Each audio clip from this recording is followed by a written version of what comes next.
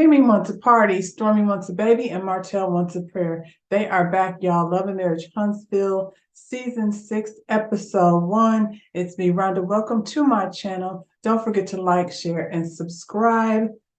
Love and Marriage Huntsville. Let's get into it.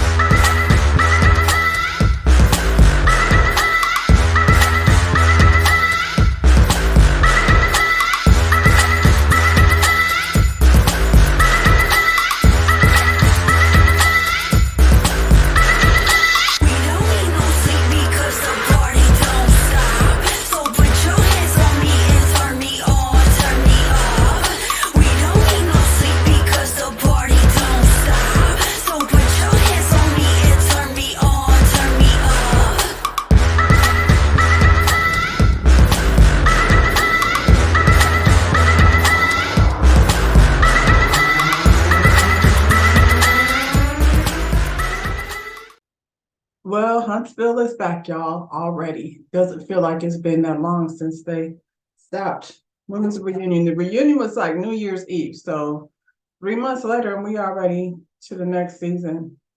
They don't get a break, do they?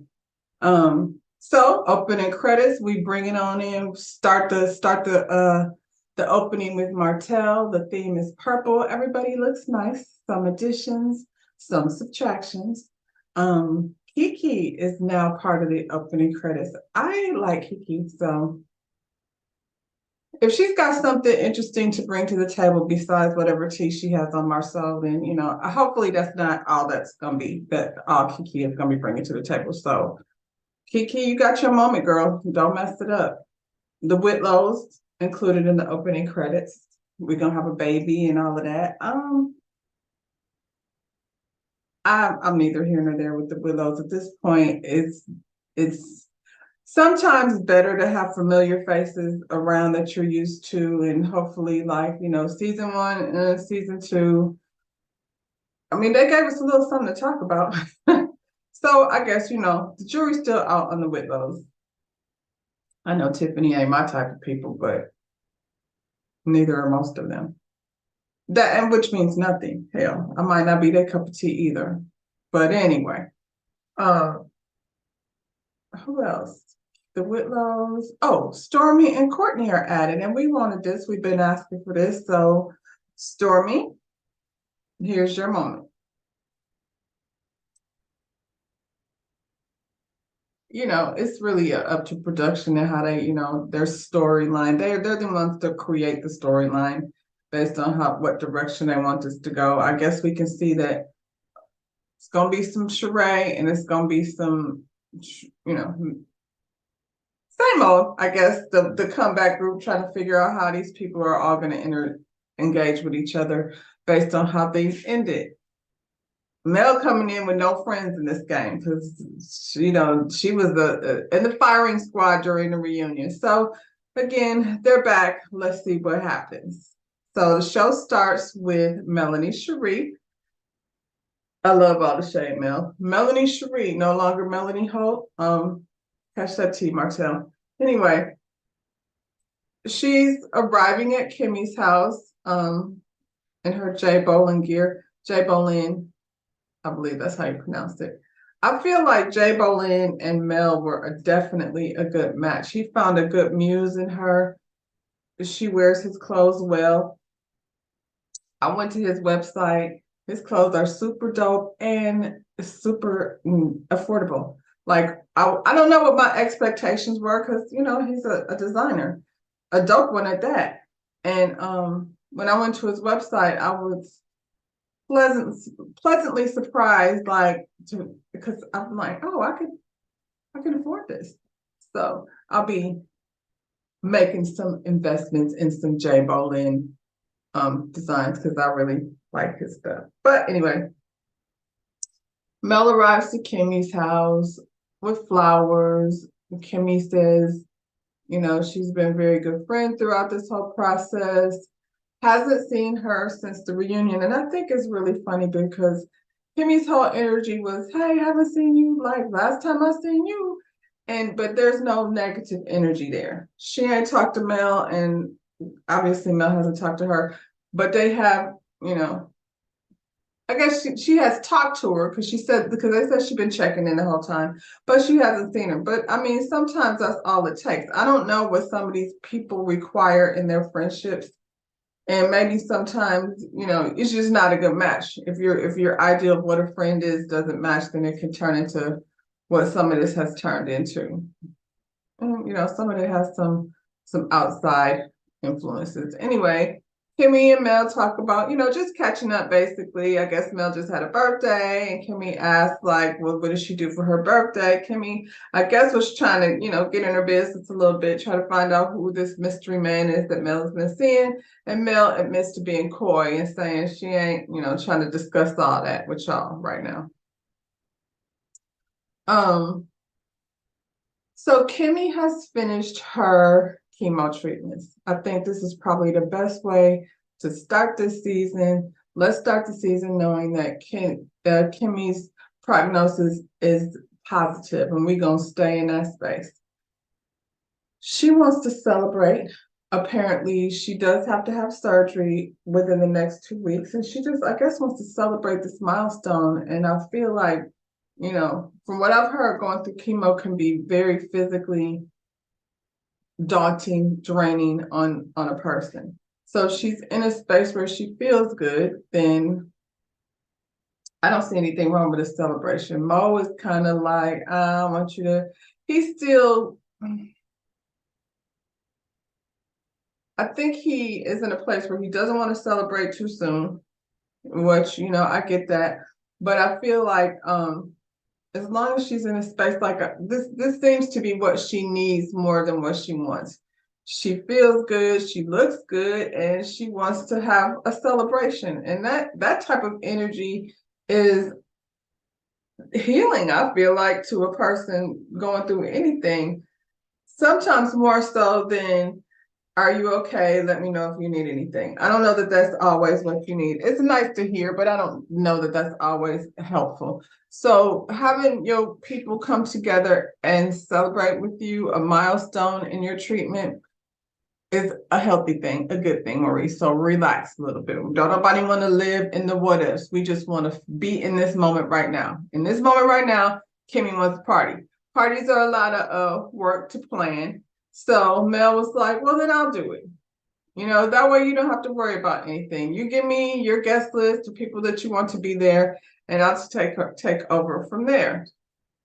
Well, we all know Mel is not in the best space with anyone. Anyone in Huntsville, maybe, except for Kimmy. Well, not in Huntsville, but at least not in this group. Tiffany. I don't think Mel and Tiffany have any issues. I don't think Mel and Tiffany are friends. And it doesn't seem like Tiffany cares like that. Like, it's funny because as annoying as Tiffany is, I think she sees it for what it is. These are y'all are work people. Y'all are not in my personal life people. Maybe Tisha and them at one point they were closer, but they're not anymore. And the only relationship that she's having any type of positive interaction with is Kimmy. And Kimmy is a real one. So, I mean, I feel like I get where Kimmy is coming from. Ain't nobody got time to be policing what somebody is doing in their life. Girl, if I talk to you, I talk to you. If I don't, then we catch up when I do. I'm not going to be sitting somewhere having an attitude because you changed your number and I haven't heard from you. But we'll get to that. Anyway, so Mel takes on the job of planning Kimmy's celebration. Kimmy did say, by the way, that she considers Mel a good friend, because there was that whole conversation at the reunion that had Mel and Mo kind of going at it, because Mo said she's not what he would consider a good friend, a good close friend. And I don't disagree with him. He is not. But I think when you accept people's, like, I have a really good friend. If I have something going on with me personally, I trust her to tell her about it. I trust her. She's a good person. She's a good friend. We don't see each other ever highly, maybe a couple of times a year, nor do we talk. And every time we see each other, we both take accountability for how we could do better, in working on making time for each other. And We started the year that way. We did, like, my birthday's in January, so she did come to my birthday celebration, and that's when we realized, like, you got to do better sometimes with being close to people. But my point is, just because I don't talk to her all the time, or she's not on any type of social media, so there's no like any of that hit you in the DMs or none of that because she's not there. So a lot of times too, I think social media makes us lazy because if we see or like a picture for us, and it has turned into that, like if I send you a meme or hit your picture with a like, then that's us engaging with each other until something comes up and you have to, pick up the phone and talk. My pick up the phone and talk list is little to none. My niece, my daughter, and even my best friend, we don't really be on the phone like that. So, I get why Mel and Kimmy are cool, but she does see Mel as a good friend because she's judging Mel based on what it is, when they do interact with each other. Because Mel has such a stressed relationship with most of the other cast, Kimmy was like, okay, so I do have some people that I want to come to the party, and I don't know, like, how you feeling about hosting that when there's gonna people be there that you don't necessarily get along with. And Mel is like, this is your party. If it was my party, then yeah, some of these people would definitely not be on the list. But we're here to celebrate you and your, end of chemo treatments. So I don't have no problems with being cordial.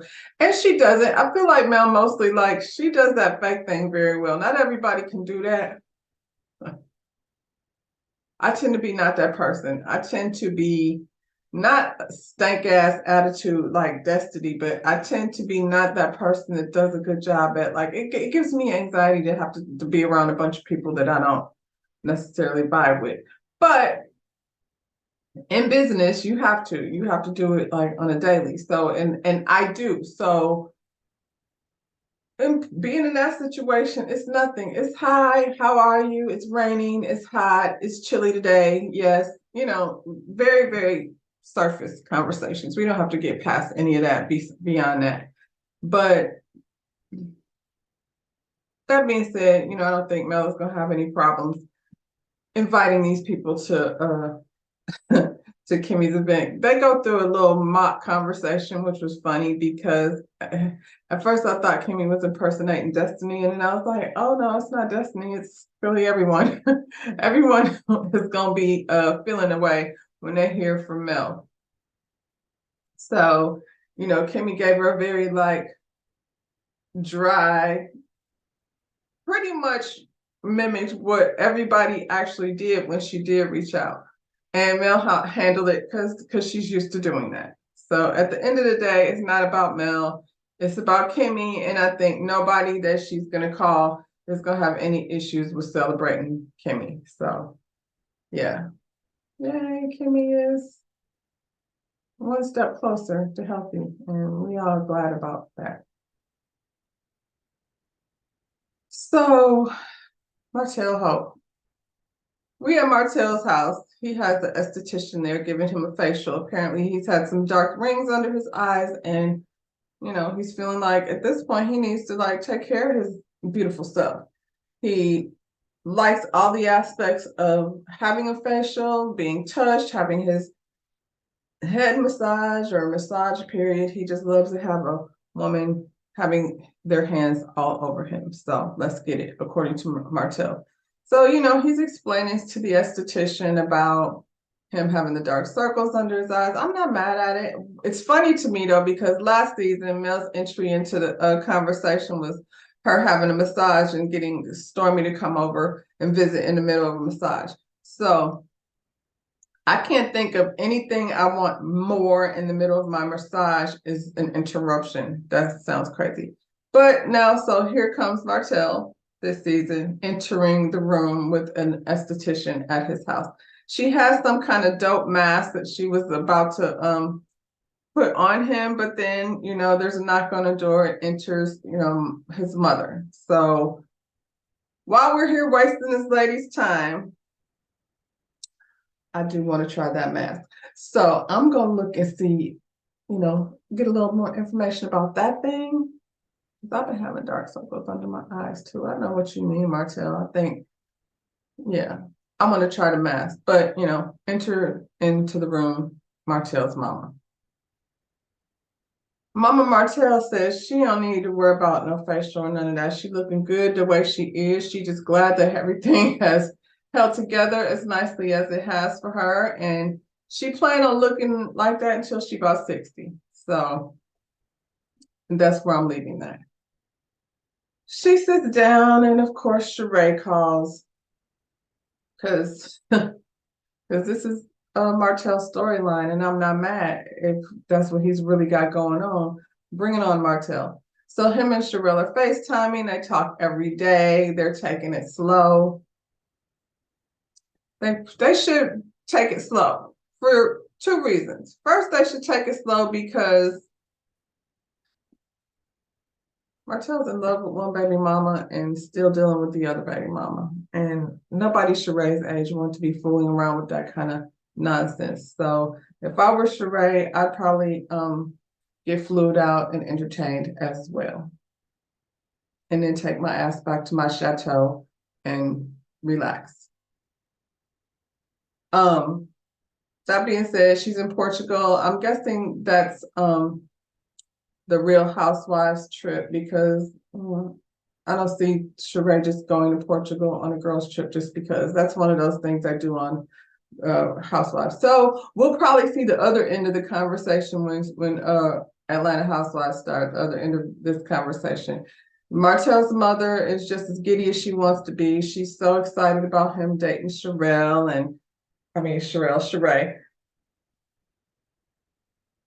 And I don't think there's a whole lot to it. Like, if they're dating, cool. I'm not mad at it. At least he's single this time. And have fun, I suppose. I don't really. I think that was Sonia on the FaceTime call. I think so. Anyway, she's curious as to why Martell's chest is hanging out. Well, because that's what he does. He showed up in a bathrobe getting a facial, and his chest is probably going to be out many times throughout the season. He asked Sheree, when are you coming here? When are you inviting me to come? And she said, whenever you want me to. And she asked if she was going to get flued out again. And his response was, ha, ha, ha, ha, you funny, you crazy. So is he flying her out or not? Y'all stop. Stop.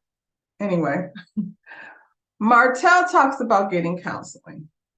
And immediately his mother's response is, what do you need counseling for? There's nothing wrong with you. That's odd because based on the situation that Martell is in with his work life, with his relationship, not the one that he's playing around with Sheree. I'm going to call this lady every other name besides Sheree. The relationship that he has with his ex-wife, the relationship he has with his current baby mama, the relationships he has with his business. Has anybody got any Inez wine or chocolate black in a bottle? Either one of those things? Just wondering. I wasn't finna pay $30 to have no wine delivered, Martell. That's, I guess for somebody who doesn't drink, it seems like alcohol would be the last thing that you would put your energy into because distribution is probably going to be a challenge, just based on the fact that certain states don't allow you to ship alcohol back and forth. I'm just saying, he needs counseling, Mama Martell, and so do you. So I don't know why you want to sit up there and act like there's nothing wrong with you, you don't need it. So his mother asked him, like, how have things been between him and Mel since Destin? We know they went to Destin last season and had an amazing time for the most part, but then Martell wants to keep I don't know, negotiating the terms of the divorce, pretty much. And once they did that, I felt like he thought it was cool to just cross boundaries and be, we back cool again. And that's not what it was. So now his little feelings are hurt. And he thinks that he wants him and Mel, he feels like he's battling with his family and he, still considers Mel his family. I get that after being together for so long. However, the dynamics are different. Whatever you want is neither here nor there to her. You're going to have to make decisions about yourself as a parent. I mean, being cordial with each other is just not fighting. It's not that complicated. I don't know what it is you want from her besides for her to do what you tell her to do, because that's what it sounds like. At the end of the day, well, he said they attended the kids' Christmas party together. I mean, not together, but they both attended the kids' Christmas party or Christmas performance. Yeah, because when kids have those type of things going on in school, they want both parents to be there. I'm sure she has no problem being in the same room with you. Hey, how you doing? I'm good. I'm good. You go over there. I'll go over there. And that's pretty much it. I mean, I don't know why you need more. He said that something about, she said that she would pray on them having a better co-parenting relationship and just, being more cool with each other. And she needs to pretty much step up and meet that challenge, meet that request, because that's what he wants. At the end of the day, I don't know, like, what your version of being cool is. What does that mean? Where you could just show up at her house and call her whenever you want to? Apparently not. Apparently, you're going to have to call that burner phone that she was over there at Kimmy's house with. And it shouldn't even matter. At the end of the day, if y'all have worked out schedules with the children, if you're going to show up at events for the children and be fine with that, and y'all aren't being required to drop the kids off at Walgreens with a police escort, like, to me, that's toxic as fuck. This right here is you get a week, I get a week, and we'll live our life in between. But we know, because, when y'all are on a break, y'all definitely stay on Twitter, and you have a habit of, last time we seen you, arguing on the internet about how somebody has too many babysitters and you want to be informed. Why can't you just focus on them days that you got your kids and not worry about what Mel is doing, whether she's in town or out of town? You should trust that she is leaving your children with someone who is perfectly capable, and your kids are definitely in good hands. I don't know what your homophobic ass has against her brother babysitting, but at the end of the day, my kids have gay uncles who I trust completely. I know they're gonna have fun, go eat, and be well taken care of, and they're gonna behave, because the uncles would. I mean, my kids are grown now, but I'm just saying, when they were kids, they're gonna behave because the uncle gonna check them, but they are in good hands. They are a very safe situation, and you know that. You don't need to know when Mel goes in and out of town, because you're not capable of being normal. Hopefully therapy fixes that for you. I don't know, because I don't even know how serious you are about it. I think if therapy is one of those things that you're bringing up because everybody told you needed it and you want to look good. And hopefully, regardless to why you got there, hopefully while you're there, it does benefit you. But your life does not stop and go based on the decisions that Mel are making. So I mean, I get why, it sounds all good in front of the camera, but we all know, like, how come Mel is not willing to let you in? Because you don't know how to act. You're doing weird shit, like showing up at the restaurant where she is and, making all these Instagram lives and stuff, trying to make her out to be a bad mom, and we all know that's not the truth. Worry about yourself. You got your other baby mama over here, and you got Sheree in Atlanta getting flued out and such. Worry about that and let her do her, because you know your kids are in good hands when they're with their mother. So stop playing. Anyway, he wants her to pray about them having a better relationship, and he feels like she should go ahead and step in line for playing. So, like I said, Martell's in counseling. His mother is, on this. I don't know why you need counseling, because there's nothing wrong with you train. She sounds crazy. And he said he really could sit around saying he's a great person and he's done nothing wrong, like he's a great father, he's a gentleman to women. I don't know why he threw that in there, but okay, I guess. But it should go deeper than that. He could still use some type of counseling. So, his mother's take on the whole situation is pretty much, that's just a part of life. Everybody makes mistakes, and that's how we learn and we grow. You make mistakes, you learn your lesson, and you grow to become a better person. And he's like, yeah, the kids went, and then all of a sudden she's like, well, they probably need it, because at some point you've got to let go of the bitterness and stop talking about the father as if he's a monster. All of a sudden we've gone from it's okay to make mistakes to somebody needs to be getting themselves out of this place of bitterness. And I'm like, hello, Mama Martell, your son is the bitter one. I don't know what you're talking about.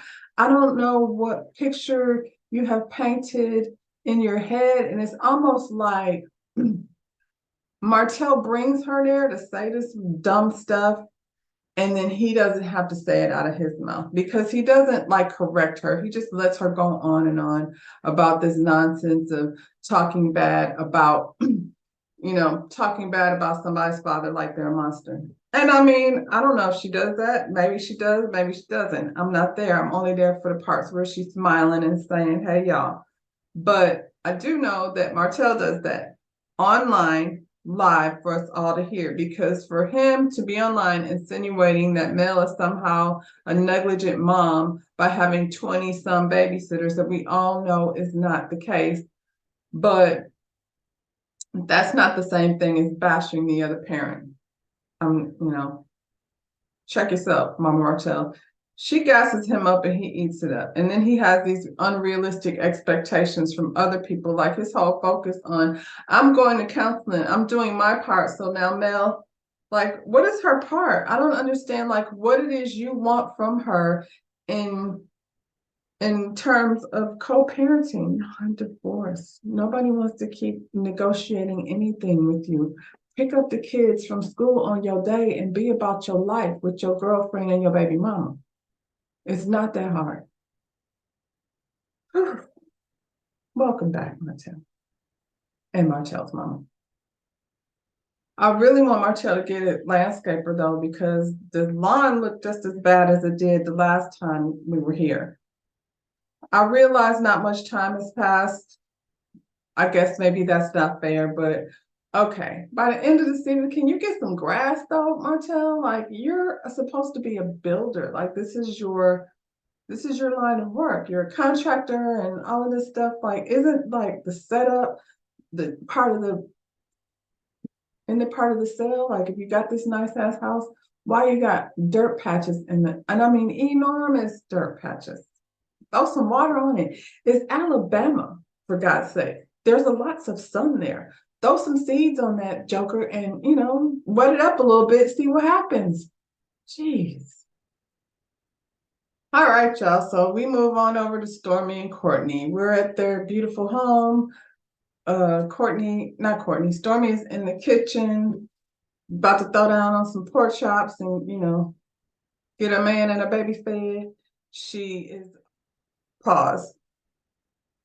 They showed the confessional, and I don't know what in the heck the Liberace Mr. Courtney has on, but I need that to stop. I need him to back it on up, slow it on down, pause on all of the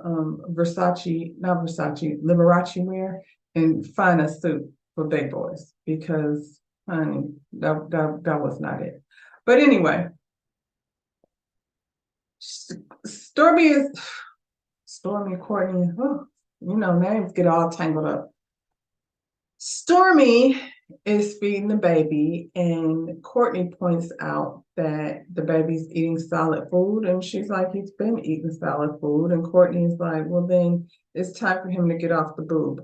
I thought this was kind of weird a little bit. I don't know how old the baby is.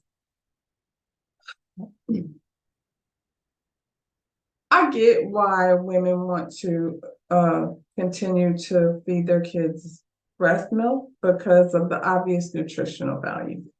However, when the kids start to get a little older, I don't disagree that maybe it's time to just be pumping and, getting the baby introduced to sippy cups and, things of that nature. I feel like, maybe not to the bottle because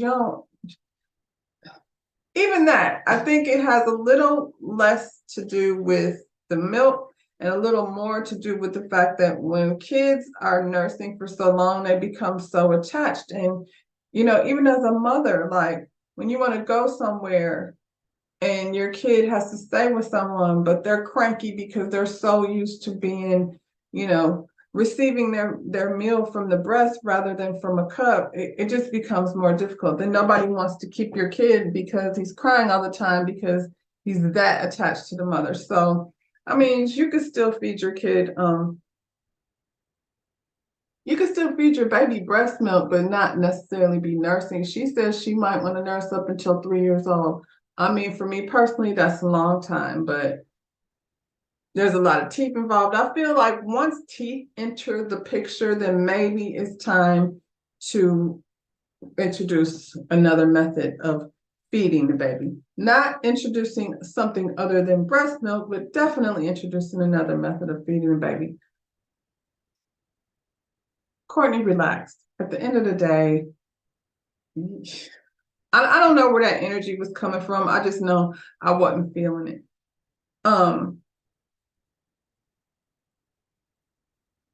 Stormy says she wants to nurse all of their children, and he is like, all of our children, pause, we're not having any more kids. What a strange conversation to be having now. It just seems like one of those conversations that people have prior to, like, I feel like they've been married for a while. Just saying. It just seemed like a weird time to like just randomly throw that out there. I will say this. Apparently, Stormy had a really difficult delivery, and I have one of my best friends. She had a really difficult delivery with her second child. Almost didn't make it, And even though she was the person who went through it, I remember when I went to go visit them at the hospital, her husband is the one that I felt more compassion for just because he looked so traumatized for my friend. She went through it. Obviously, I think when you're in the moment, you're the person going through the thing. It's probably not as traumatizing necessarily as it is for the person that's watching it, because he was there with, they have their kids are like less than 2 years apart. So he's there with his baby, waiting on his other child to be born. And the mother, he's afraid that his wife won't make it. So I feel like Courtney is probably very traumatized. It's just because of the way he was making excuses. He was making excuses like, first he said the truth, like, why would you want to go through that again? And then he said, well, and then I don't want a surrogate, which he's a Southern man, probably old school thought process, and not really seeing like the surrogate route as a method he would choose to have more children. That's neither here nor there. Because to be honest, if I had that much trauma the first time around, for sure I would be investing in a surrogate the second time around. Even it's not like they can't afford it. So then he comes up with another lame excuse about how he doesn't want the siblings to be competitive with each other. I think he just doesn't want to be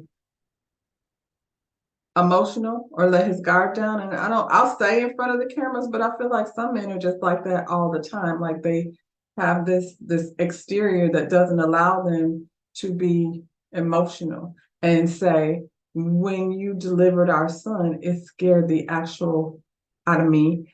And I don't ever want to feel like that again, but it's easier for him to just say, I don't have to talk about it. And I said what I said, and that's that on that. So it was a random conversation. It's not something that they have sat down and discussed.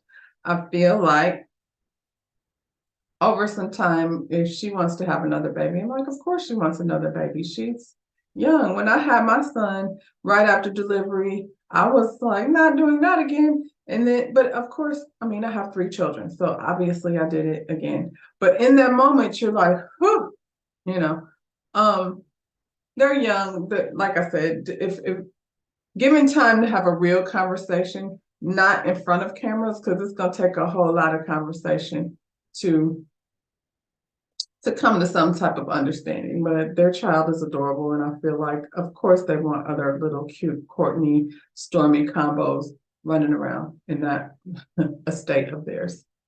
So now we have a cute little scene, a little Christmas scene with Mel and her kids, and they're all dressed in their little Christmas pajamas, having hot chocolate and discussing what they want for Christmas. Apparently, little Martell wants an iPhone 14. Do they have 14 already?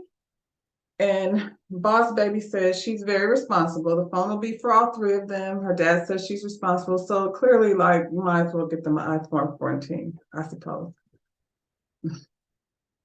Anyway, Mel has to make these phone calls to invite everyone over to Kimmy's event. So we know Mel hasn't seen or talked to anyone since the LA reunion. I'll make it a point to mention that. Since the reunion, we haven't seen you since LA. So first person on the list, she calls Tisha. Well, we flash back to Tisha saying that Mel had a dark soul and she's the devil in sheep's clothing and she's got a dark cloud. And so we know Tisha has no interest in having a conversation with Mel. Mel is calling everybody from her incognito phone. So they good. I don't answer my phone, child, unless I know who it is. If I don't know who it is, leave me a message and then I'll decide whether I want to talk to you or not. But, for the sake of, I don't know, they have businesses. So still, like, I feel like you would be using your business phone. Like, my personal phone is just for people that I actually want to talk to. But anyway, Mel calls Letitia. Hey, this is Mel. That same pause that Kimmy gave in the little skit is exactly the same pause that Tisha and everybody else gave Mel. At the end of the day, Tisha seemed like she was the least problematic, to be honest, though. She paused for a minute and pretty much was like, yeah, that's fine. Of course she was like, hey, Tisha, this is Mel. Who? Everybody's like, who? Which is, that's no shade. They don't know the number and they haven't talked to her. So when she says it's Mel, I think the first instinct is like, Mel, who? Who? Not Mel. But like I said, Tisha gave her that little stank energy, but Tisha's always got stank energy, especially when it relates to Mel. She acknowledged and agreed to come. She'll be there, and that was pretty much that. Then Mel calls Stormy. Same little voice. Hey, this is Mel. How are you? Well, Stormy wanted to say who like 15 times. Now, I would say it's probably not strange for Stormy to not recognize who it was the first time, maybe even the second time. But by the third, fourth, fifth time, now you're just being funny because Mel's voice is pretty distinctive. And I feel like you're going to know it's her when you hear her. You might have been caught off guard, but come on. Then the first thing comes out of her mouth is this your new number? So I feel like as much as Stormy says she doesn't care, I just leave it where it is, I feel like she cares a little bit. Because to me, that's it wouldn't be strange to say, I didn't recognize this number. But, anyway, she reluctantly, oh, okay, she'll be there. Honestly, like it's there to celebrate Kimmy. So once you get beyond this is Mel calling me, reaction. And of course, at the end of the day, we're going to go celebrate because everybody's happy to hear this news. Next person on the list, Martell. Martell, like, did he gasp in complete and utter shock? Was that a gasp, deep breath of excitement? Was he taken aback by the fact that, Mel rang his number? She gave him the information. He took it in. He agreed to go. And then he asked her about a prayer. I don't know what prayer we're talking about, but apparently he asked her to say a prayer about their relationship. And he wants to discuss that right now on this phone call. And Mel's pretty much like, I got other people to call. I'm not getting into all of that. What is wrong with him? I don't know how he feels like, how you going to require somebody to have a prayer about us, which there's a non-existing thing. Like, pray for what? There's something wrong with him.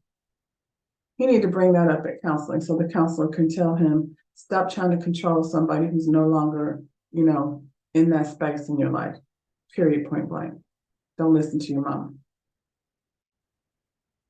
So we're back over at Stormy's house. Stormy's mother has come to help her out. She's staying at the guest house, and I can't think of a better situation to be in when you have a young child than to be able to have the luxury of having the grandparent come help you with your baby.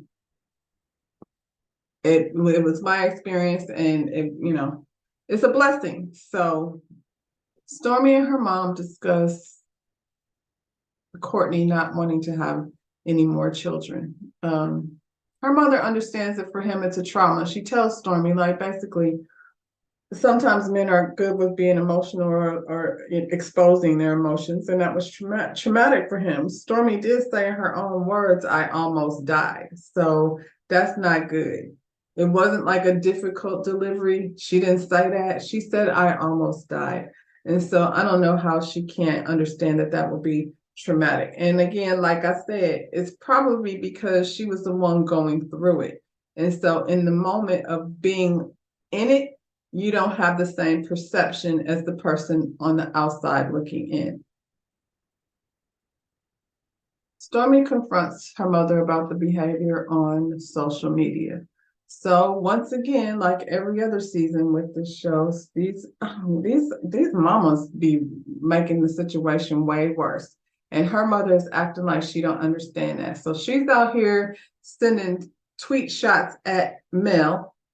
And then you wonder, like, why Mel is not, like, in no rush to be in contact with you, though, Stormy. Like, it's gonna look like whatever your mama is saying, and you said that yourself. It's gonna look like whatever your mother is saying is coming from you, because you and your mother are seemingly close, just like Tisha and her mother. So yeah, when your mother gets on the internet talking smack, probably, do your mother even know Mel like that?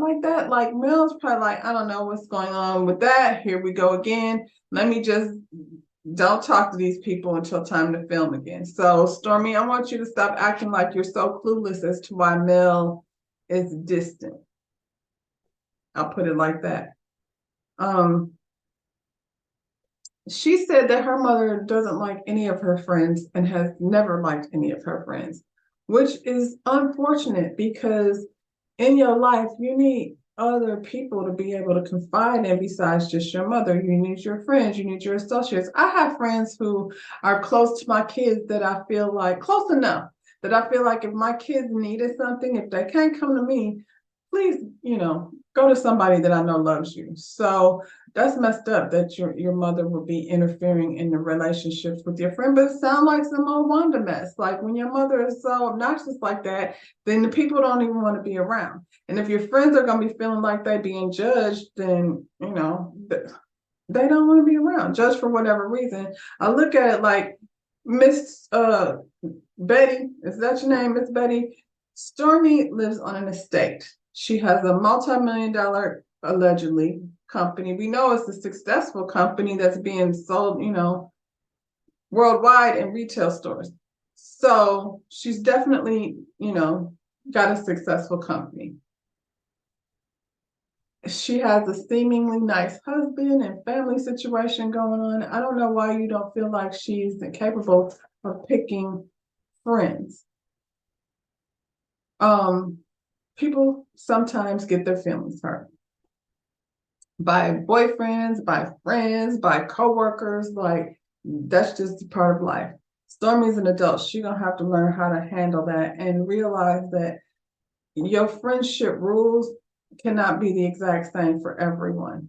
You base your friendships should be based on the nature of the relationship with each individual and how close you become. Some people are never going to be that friend that you could pick up the phone and call. That doesn't mean that you're not. I mean, call it an associate, call it what you want, but you need to realize that stop being so fragile. And you say you're not, you say you don't care, but you care. Her mother then asks, like, what's up with you and Mel? Are you friends? And Stormy, like a deer in headlights, why you ask me that? And then she gives this long, weird explanation that didn't really say much, like, either you're friends or you're not friends. And if you're not, then say that. I would just say, I wouldn't say we're friends. I haven't talked to her since I last seen her in LA. Do I have a problem with her? I do not. So, take with that what you will. But at the end of the day, Stormy's mother is being messy. I guess she's another one of these mamas that want to be on reality TV. She's made it. I'm not sure what impression she's trying to make. Everybody wants to fall in this Miss Wanda, Mama Joyce, Mama D, obnoxious mother role. And okay, Stormy, you thought you were mad before. Be prepared for what the internet is going to do to your mother, because she's so far coming in hot. Just saying. Stormy's mom said when she met Mel, she didn't like her energy. That's fair, because I feel like Mel's energy can come across fake. So I feel like she's probably not everybody's cup of tea. Stormy, though, saying, I feel like we've always been building, and she bases her relationships on consistency. And when things stop being consistent, then, I guess she questions it. She said they really didn't talk at the reunion.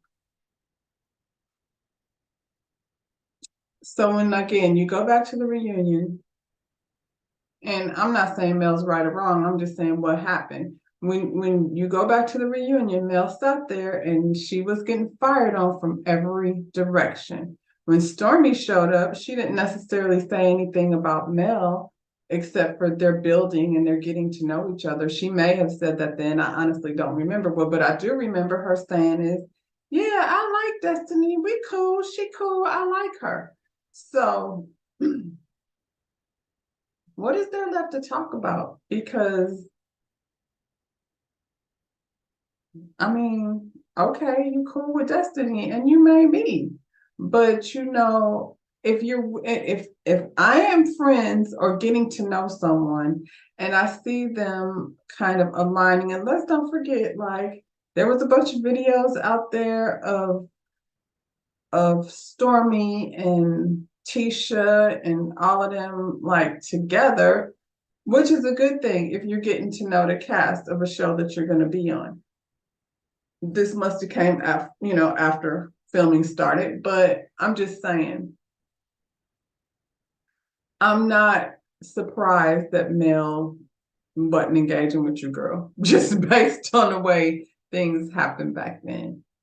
She probably, you already been told by Destiny and by Tisha that when filming stops, Mel will cut a bitch off. You should have saw that coming.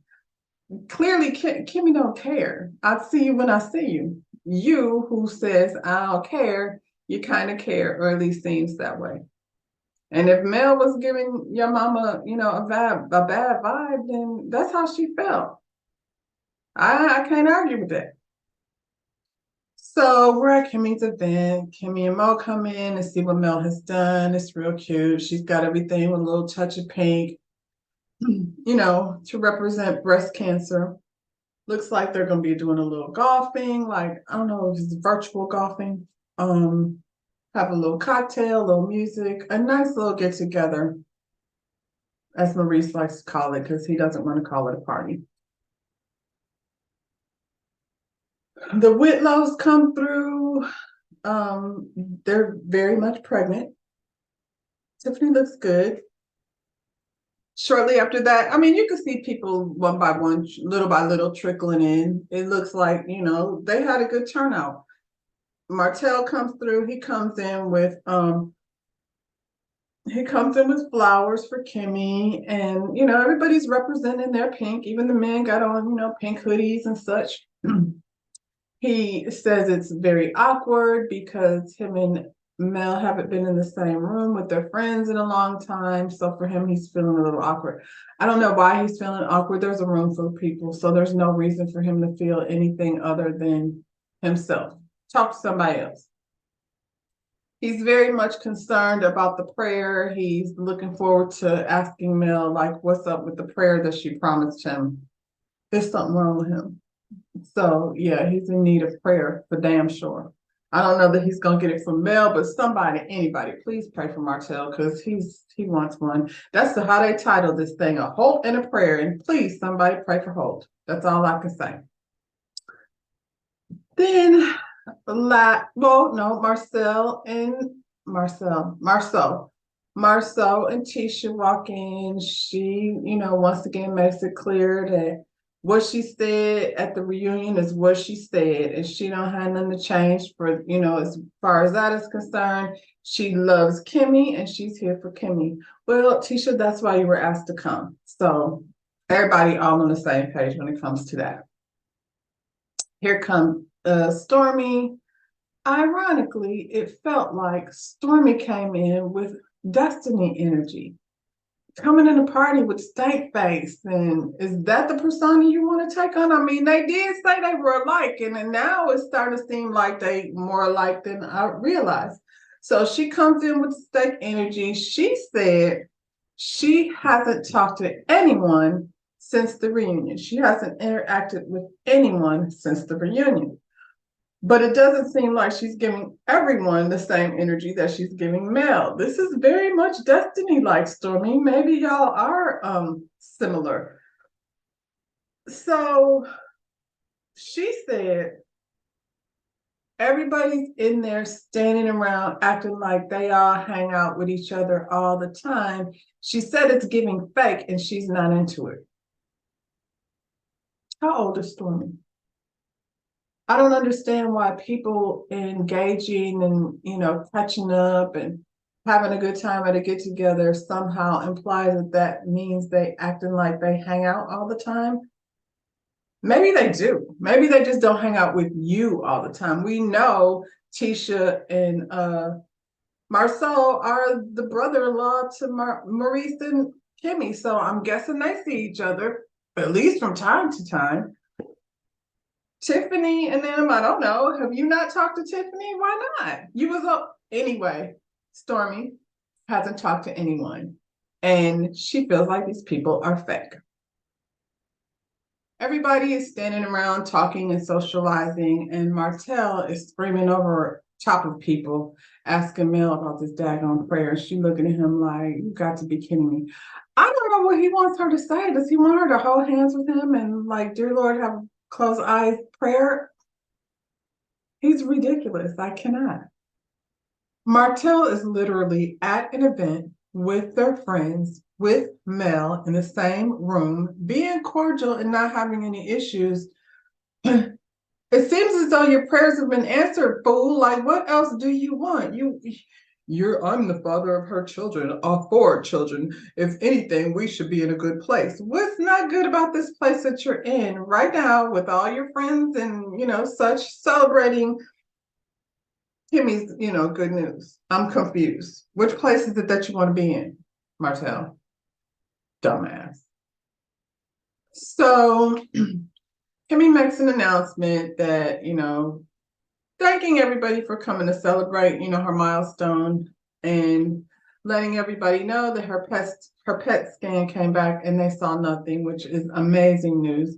She still has to have her surgery, but moving forward, her prognosis is so far the news is good, and so she's happy about that. And I'm guessing like if she's got to go still have surgery and go through radiation, this is probably that pause where physically she felt good enough to get out and do this. So again, we see why she wanted to do it, and eventually Maurice did too. He admitted and acknowledged that he could see that she really needed that, that love from everyone.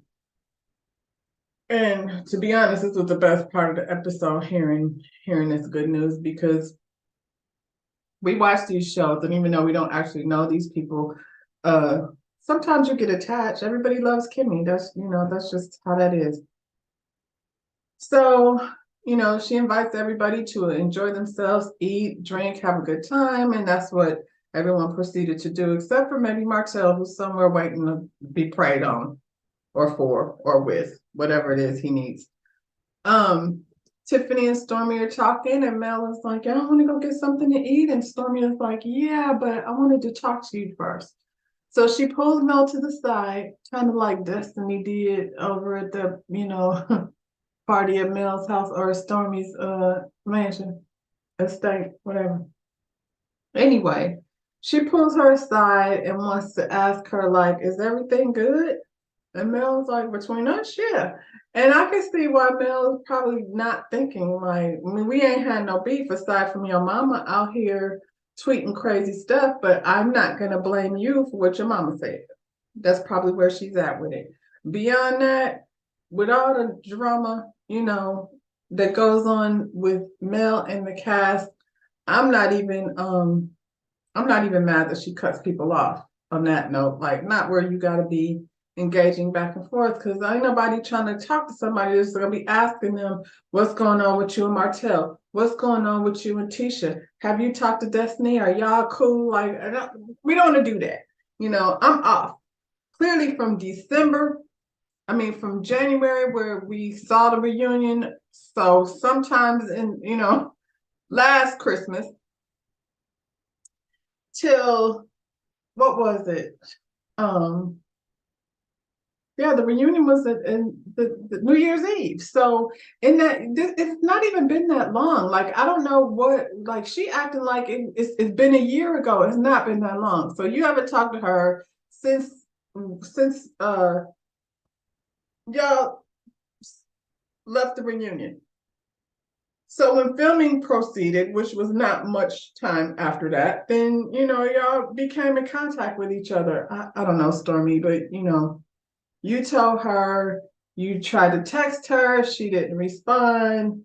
For me, if I text somebody and they don't respond, I might hit them one more time. I'm not probably going to call just because I'm not a phone person, but I see you when I see you. I know we'll see each other at taping. Like, for me, I just don't feel like I would have been that much in my feelings. Destiny said that her and Mel used to talk every day. I ain't gonna keep bringing up Destiny, but she was there when we left. She was at the reunion. We don't act like she wasn't a part of all of this fallout anyway. But she said they used to talk every day. So, Stormy, did you talk to Mel every day, or were y'all, because out of your own mouth, you kept saying, I felt like we're building. So, you're building. That's what that is. Mel is like, girl, I talk to a lot of people. She does that thing that Mel does, and Mel, okay, girl. Now, when she got to the did you call me and get the dun dun dun dun, or you could have been in my DMs, Mel, I am not your fan. I thought we was friends. And if we're just like gonna be, kind of distant friends and acquaintances, that's fine too. Stormy said she felt like they had a disconnect. I'm really confused, Stormy, because I don't know what level of friendship you thought you had, just because you said y'all didn't really talk at the reunion. And I think you know why. Like, I'm calling bullshit a little bit, Stormy. And why are you requiring more from Mel than you are from everyone else here? You said you hadn't talked to anybody there. So, why is she the only one that you're pulling aside? You and Tisha, y'all ain't talk. Were y'all friends? Do y'all know each other? Tiffany, you and Tiffany was like, she was in the commercial. You had Tiffany in your commercial. You ain't talked to her. She's pregnant. You ain't called to check and see on her. I don't think she probably changed her number. So just saying, Stormy, it's a little bit weird. That's kind of where things ended. Stormy confronting Mel about them not speaking to each other.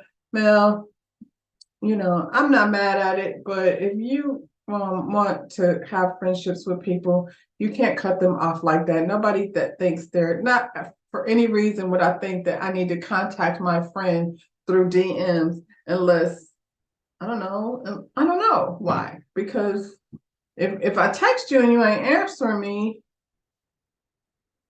I'm guessing you ain't trying to talk to me. You ain't featuring me, bro. I don't know. Anyway, we're gonna leave it there. Season 6, episode 1, Love and Marriage Huntsville. Don't forget to like this video, subscribe to my channel, drop down in the comments if you got something to say, and we'll see you next week. Y'all have a good one. Bye.